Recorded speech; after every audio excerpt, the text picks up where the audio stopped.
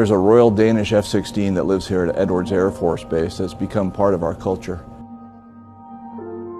Its tail number is 7800210, but we affectionately know it as 210.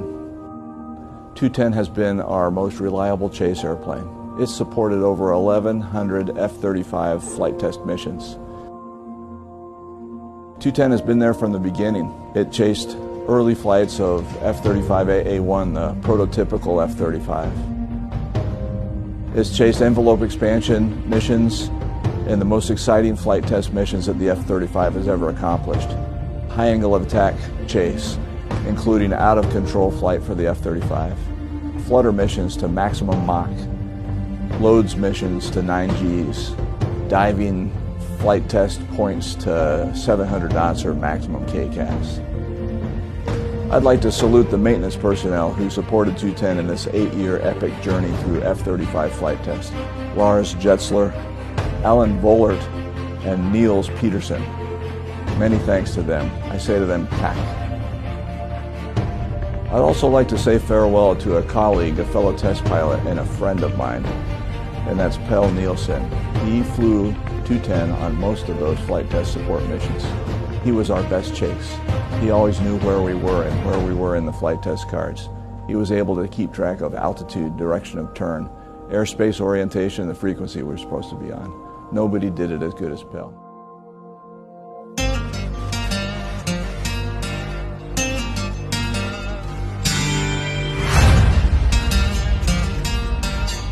I'm Lieutenant Colonel Kasper Nielsen. My call sign is Pelle. I arrived out here at Edwards in 2008, where flight test was at its very beginning. The squadron didn't even have any aircraft yet, so essentially ET-210 was the first aircraft that became attached to the squadron. Since then I've seen the squadron grow from just a few people till today, where we are more than a total of 1,000 people and 14 test pilots. We have also gone from having no test aircraft till today, where we operate 9 test aircraft on a daily basis.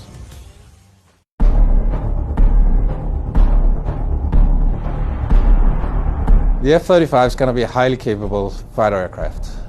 It's pretty much set to replace most of the aircraft we know today. And it's also been chosen to replace the aging fleet of Danish F-16s, which we've been operating since the early 80s. The F-35 comes in 3 variants, as we know, the A, B and C model, and they're each made to fit the different branches of the military. Denmark has opted to buy the F-35A, which is often considered the Air Force version. The F-35 is a 5th generation fighter, which means it incorporates some of the newest technologies in aviation. And that includes how the aircraft is controlled and the way the aircraft is maintained. The engine contains a lot of new technology.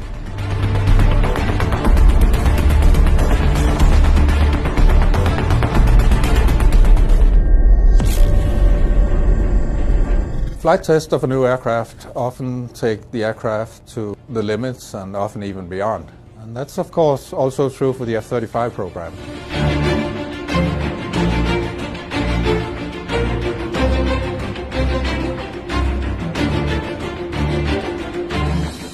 A typical test mission often involves more than 50 people. It also requires a lot of assets. First of all, you need a test aircraft. You'll often also need a chase aircraft, and it's all controlled from a control room where a lot of the data is streamed down real time. Sometimes our test mission goes as long as 3 to 4 hours. So on these missions, we will often also have support from air refueling aircraft. Typically start out in the morning with pre-simulation, where we try to simulate everything we're going out to do later. And then we have briefing, we have to step to the aircraft, then the actual flight. And after we land again, we have debriefing, where we analyze what we saw. So from end to end, a typical test mission often lasts as long as 8 to 10 hours. A test mission is very complex, and there's so much that can go wrong. In addition, all the people involved have to perform flawlessly for everything to be a success.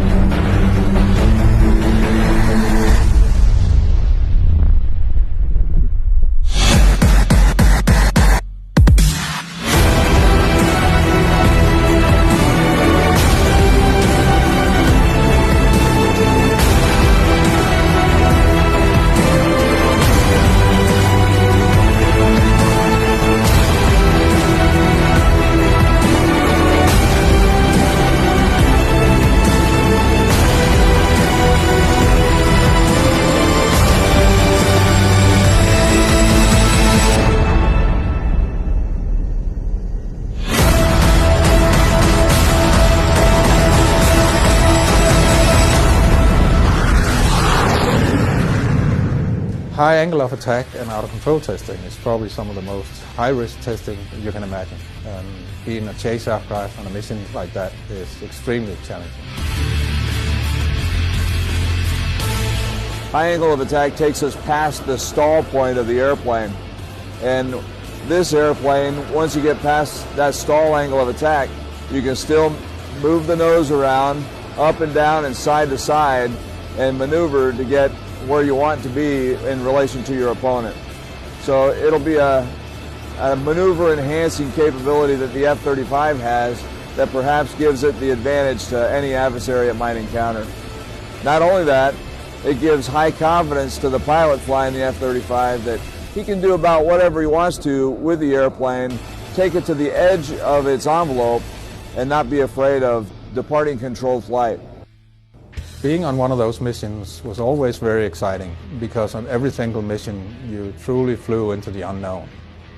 Testing of the F-35 showed that the aircraft handles extremely well at high angles of attack. Not only was it controllable, we were also able to regain control from every out-of-control recovery testing we did. In addition, the engine performed excellent under all these very extreme conditions. On all high-risk test missions, we therefore have what we refer to as a chase aircraft. A chase aircraft is essentially an aircraft with another test pilot flying right next to the test aircraft. The role of the test pilot in the chase aircraft is kind of like to act like a co-pilot to the test pilot in the test aircraft. His role is to make sure that everything goes according to plan, continuously inspect the test aircraft from the outside and make sure nothing is leaking and everything looks okay. The Danish support aircraft has also performed other roles than just chase. In the very beginning of the flight test program, it often acted as target for the catbird being a Boeing 737 that contains all the F-35 sensors. It also acted as a target for testing the F-35 electro-optical system using the Sabre liner. Finally, the chase aircraft often also carries an aerial photographer. He sits in the back seat and records all the test maneuvers performed. That could be an out-of-control recovery, or it could be a weapon drop, Weapon away. where you need that footage for later analysis. We enjoy seeing 210 on the board and seeing our names in the back seat with Pell in the front. With his experience, we know that we're going to get what we're set out to do, and we're going to come home with a good product.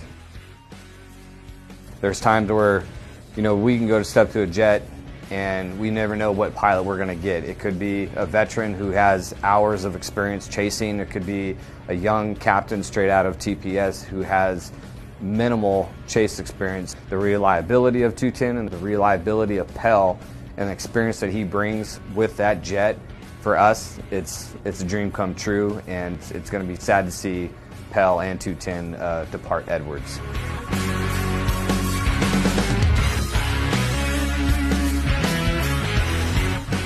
One of the best examples of the support and the integrated team here at the ITF is Aircraft 210. That F-16 has flown over 1,100 missions, 2,500 hours in the 8 years that it's been here. It accompanied every single F-35A that was at Edwards from Fort Worth to get it here. It's been part of over 400 high-risk test missions and a part of most of the firsts that this program has seen, from the first missile shot to the first gunshot to the first out-of-control event in the F-35 history. And just a perfect example of how, when that team comes together, it's working, and how everyone is committed to getting this program done and done right.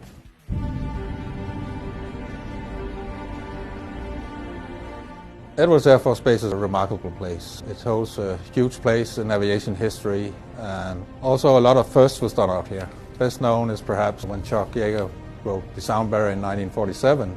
Still today, Edwards Air Force Base breaks new ground within aviation on a daily basis. Having watched the entire F-35 flight test program from within, there's absolutely no doubt in my mind that this aircraft is going to grow into one of the most capable fighter aircraft the world has ever seen. So in essence, everyday history is being written within the F-35 program, and it's been great to have been part of all that for the past 8 years. F-35 initial flight tests will soon come to an end, and within the next couple of years, the F-35 will start to become a vital and important part of many air forces around the world, and that includes Denmark.